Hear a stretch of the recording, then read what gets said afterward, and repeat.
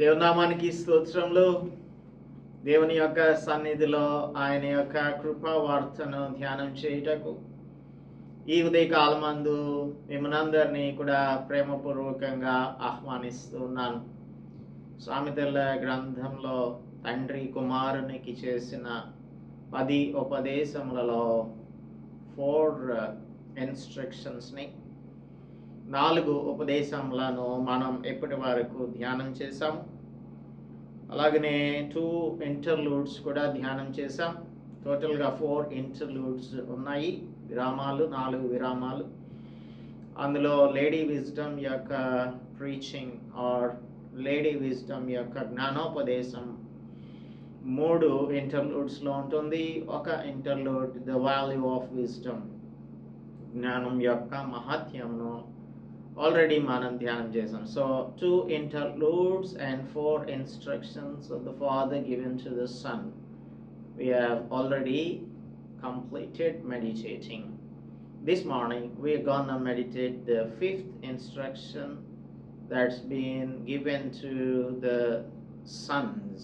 ఇప్పటి వరకు నా కుమారుడా అని అంటున్న సాల్మన్ ఇప్పుడు నా కుమారులారా అని అంటున్నాడు. కుమారులారా, తండ్రి ఉపదేశము ఆలకించుడి.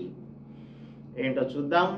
Let us pray and start our meditation. పరిశుద్ధుడా, మా ప్రియ ప్రభువా, మా రక్షక, మరి ఒకసారి మేము మీ పాదముల చెంత కూర్చుని ఉదయకాలమందు మీ మాటలను నేర్చుకోవాలని ఆసక్తితో వచ్చి ఉన్నాము. ప్రభువా, ఆశగల ప్రాణములను తృప్తిపరిచే దేవుడవు నీవు. మా ప్రియులను మామూలను ఈ ఉదయకాలమందు తృప్తిపరిచి, మనుష్యుడు రొట్టె వలన మాత్రం కాదు కానీ దేవుని నోట నుండి వచ్చు ప్రతి మాట వలన జీవించును అని చెప్పిన మీ వాక్యము మా జీవితములలో కార్యరూపం దాల్చినట్లుగా కృప దయచేయమని క్రీస్తు యేసు పరిశుద్ధ నామంలో ప్రార్థిస్తున్నాం తండ్రి, ఆమేన్. అందరికీ ప్రభు నామంలో వందనాలు చెల్లిస్తున్నాను. దేవుని యొక్క సన్నిధిలోనికి మీరందరూ కూడా ఈ విధంగా ఉదయకాలమందు వచ్చి దేవుని మాటలను వినుటకు దేవుడు మీకు అనుగ్రహించిన ఆసక్తిని బట్టి ఆయనకు కృతజ్ఞతాస్తుతులు చెల్లించుచు ఉన్నాను.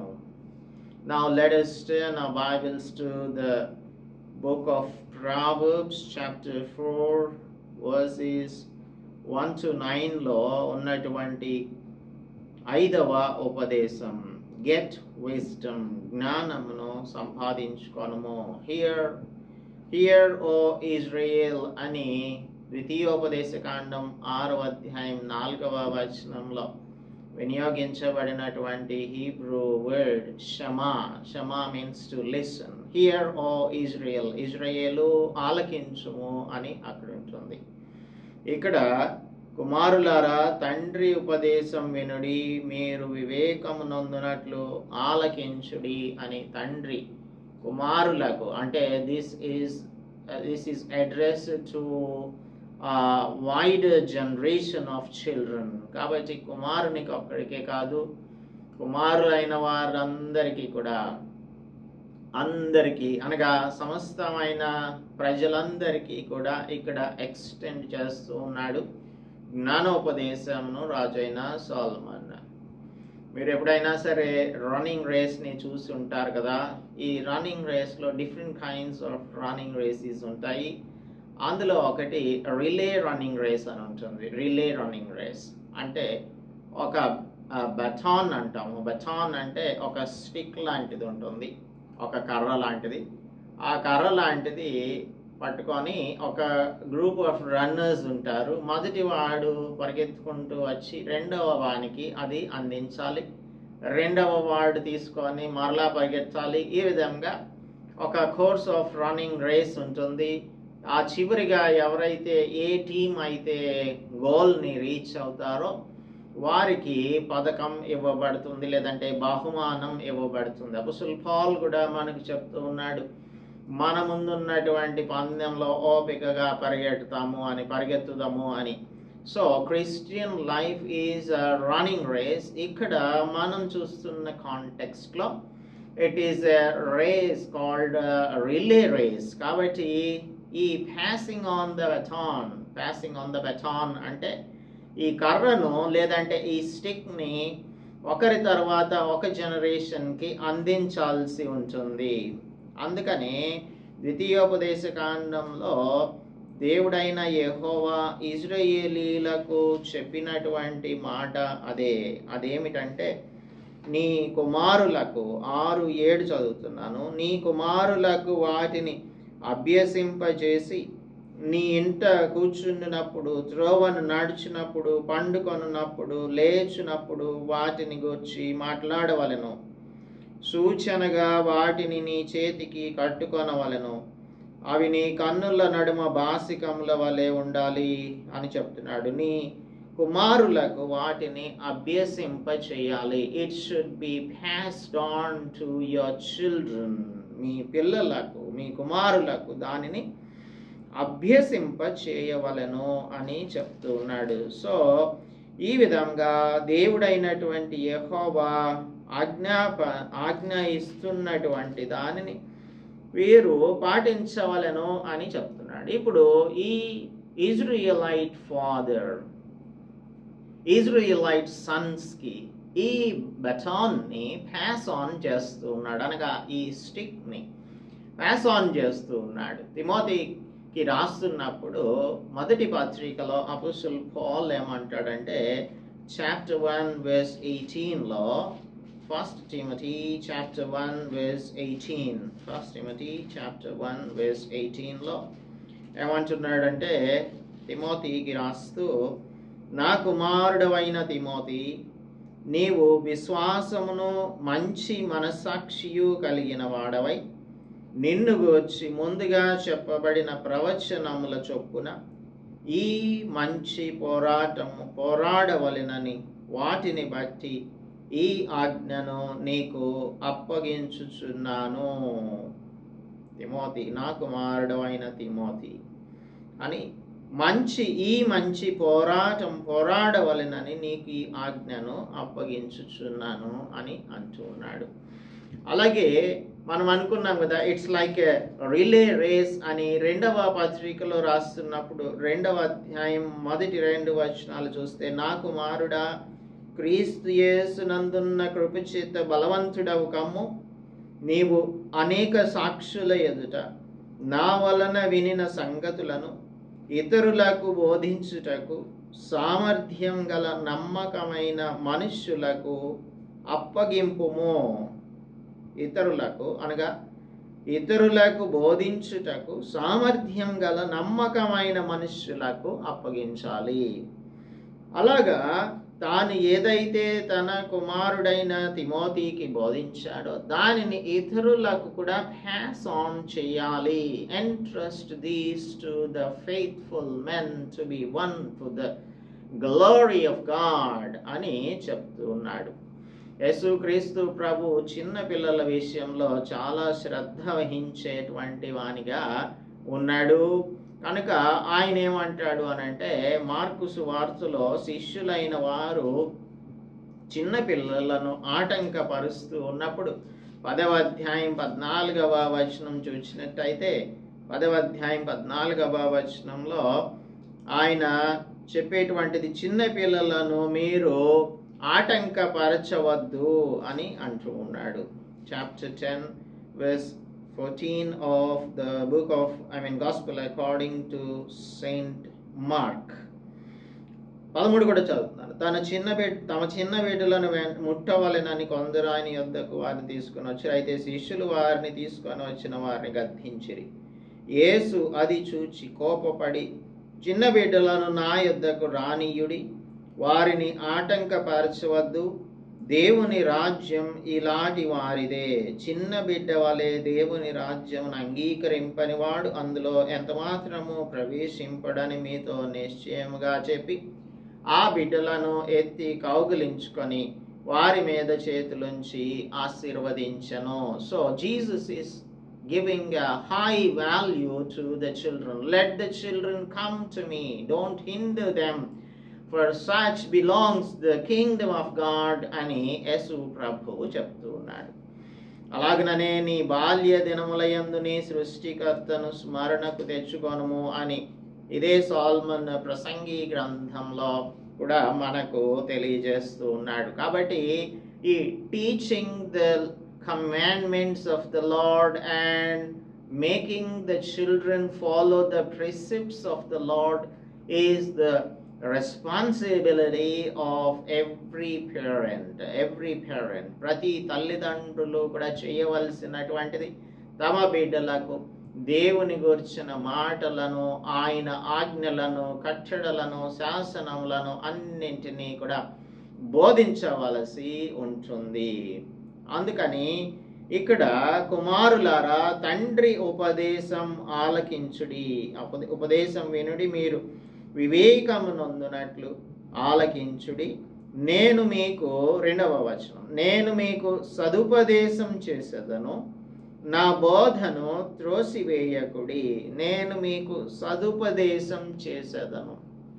If we see in the English translations, it says, for I give you sound teaching. Sound teaching ne ఇంకా మనం ఏమని చెప్పొచ్చు అంటే I give you good doctrine, sound doctrine ని మీకు తెలియజేస్తాను.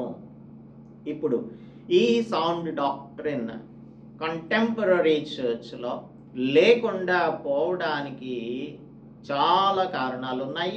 అది లేకుండా చేసేటువంటి వాడు సాతానుని యొక్క ట్రాప్లో అన్ని సంఘాలు కూడా పడిపోతూ ఉన్నాయి. కాబట్టి learning should be there, and learning leads to knowledge leads to wisdom leads to understanding, and then the precepts will be, or the sound teaching will be taught. ఈ sound teaching or doctrine, sound doctrine యొక్క teaching అనేది చాలా ప్రాముఖ్యమైనటువంటిది.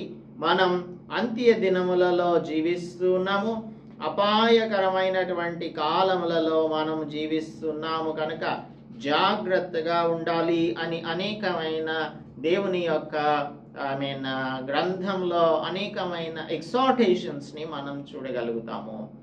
యూదా రాసినటువంటి పత్రికలో 3-4 వచనాలలో భక్తిహీనులు సంఘంలోనికి చొరబడి అద్వితీయ నాథుడును ప్రభువును అయిన క్రీస్తును విసర్జించుచున్నారు. కాబట్టి మీరేం చేయాలి అంటే పరిశుద్ధులకు అప్పగింపబడిన బోధ నిమిత్తం పోరాడవలెనని మిమ్మును వేడుకొనుచున్నాను అంటున్నాడు 3వ వచనంలో. పరిశుద్ధులకు ఒక్కసారే అప్పగింపబడిన బోధ నిమిత్తం మీరు పోరాడవలెనని మిమ్మును వేడుకొనుచు మీకు వ్రాయవలసి వచ్చను. ఈ ఉదయకాలమందు మనం ఈ రిఫార్మ్డ్ చర్చ్ ఇంటర్నేషనల్ యూట్యూబ్ ద్వారా ప్రకటించుచున్న దేవుని యొక్క మాటలు అన్నీ కూడా మనకు అప్పగింపబడిన బోధనే బోధిస్తున్నాం, దీనికోసమే పోరాడుచున్నాము అని మీరు దీనిని గమనించి ఉంటారు అని అనుకుంటున్నాం. ఎందుకంటే అపాయకరమైనటువంటి కాలములలో జీవిస్తున్న మనకు సౌండ్ డాక్ట్రిన్ లేనటువంటి పరిస్థితులు కనిపిస్తున్నాయి. ఇటువంటి సౌండ్ డాక్ట్రిన్ లేనటువంటి పరిస్థితులలో సౌండ్ డాక్ట్రిన్ని మీకు తెలియపరచాలన్నటువంటి ఉద్దేశంతోనే ఈ ఛానల్ని మనం ప్రారంభించడం జరిగింది. అలాగనే అందరూ కూడా దేవుని గూర్చినటువంటి జ్ఞానం విషయంలో అభివృద్ధి చెందాలనేటువంటి ఉద్దేశంతోనే if you read the description of the channel you will understand this.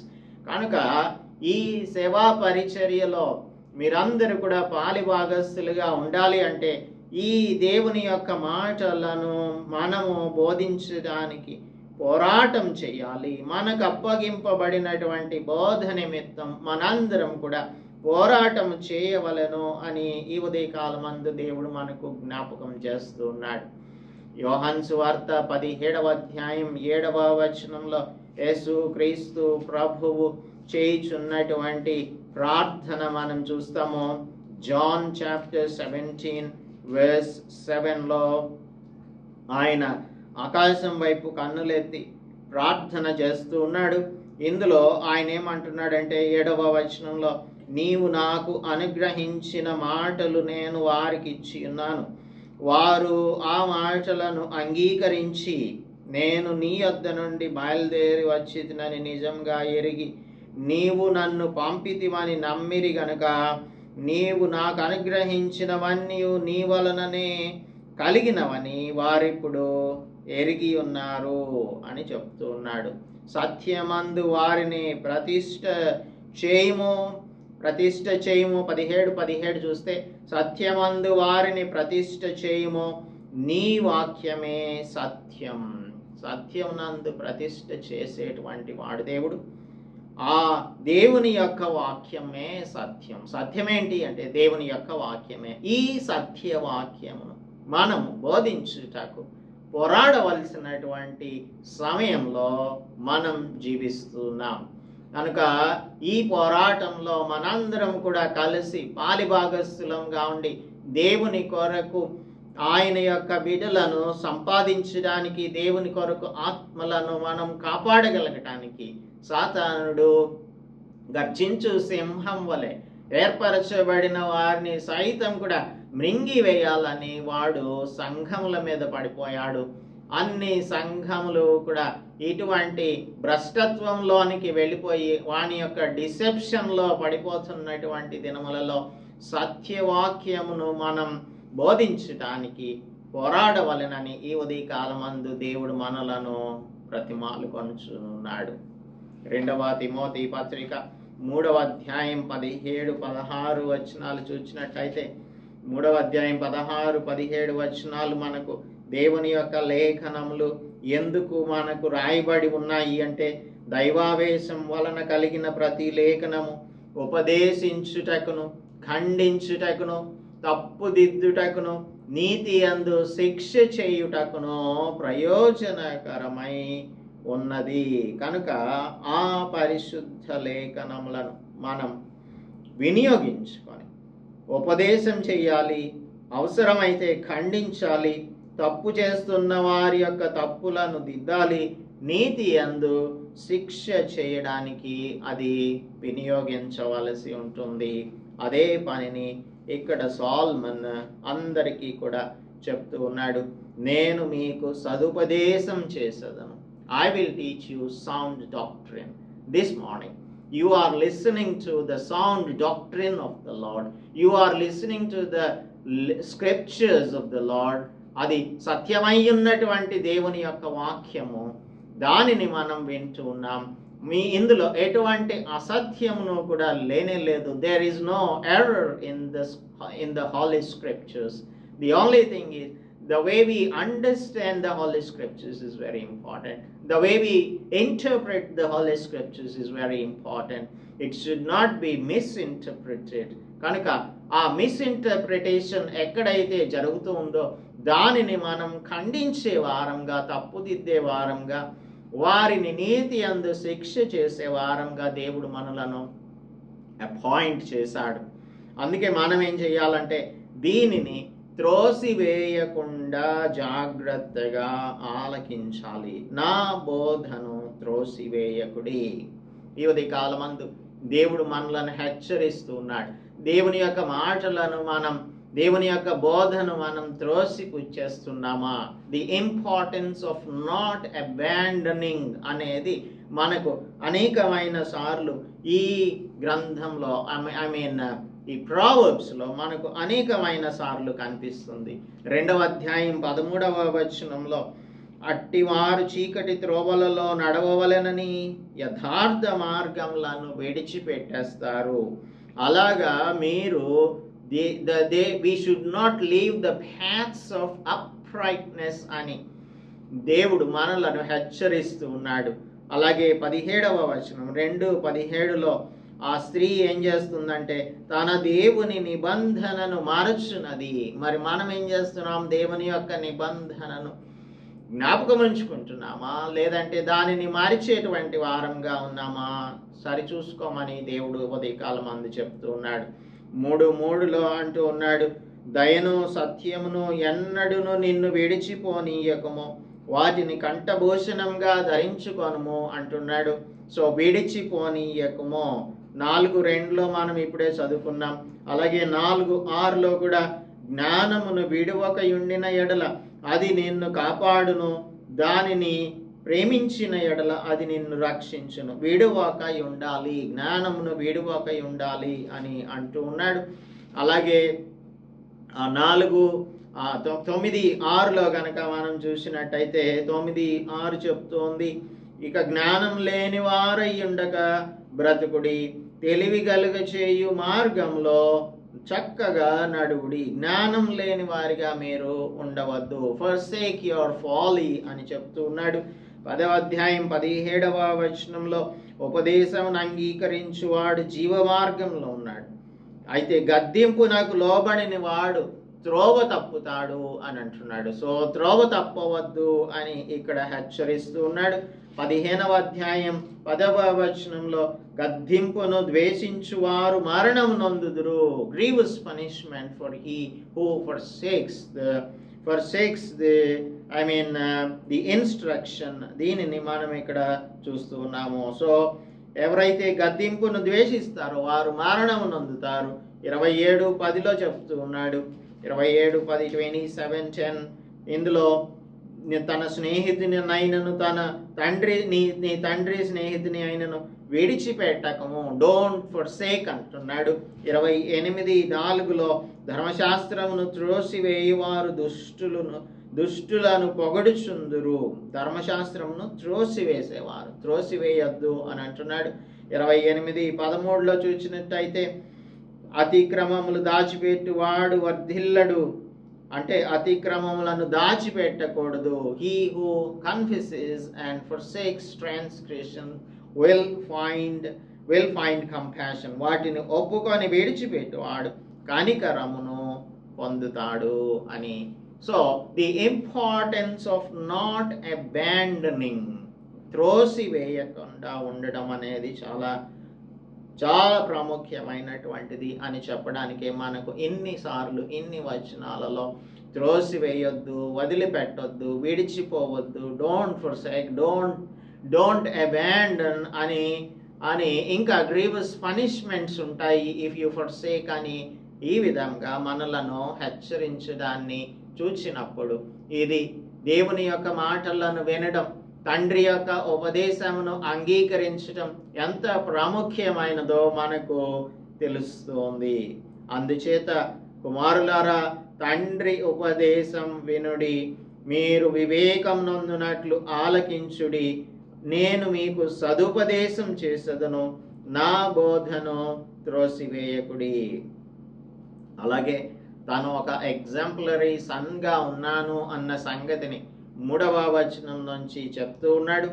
దీనిని మనం రేపటి దినమందు ధ్యానం చేద్దాం. నా తండ్రికి నేను కుమారుడిగా ఉంటిని, నా తల్లి దృష్టికి నేను సుకుమారుడనై ఆయన ఏక కుమారుడనై ఉంటిని. ఆయన నాకు బోధించుచు నాతో ఎట్లనను అని తండ్రి తనకు ఏ విధంగా చెప్పాడు అంటే, now he is preaching to his Sons.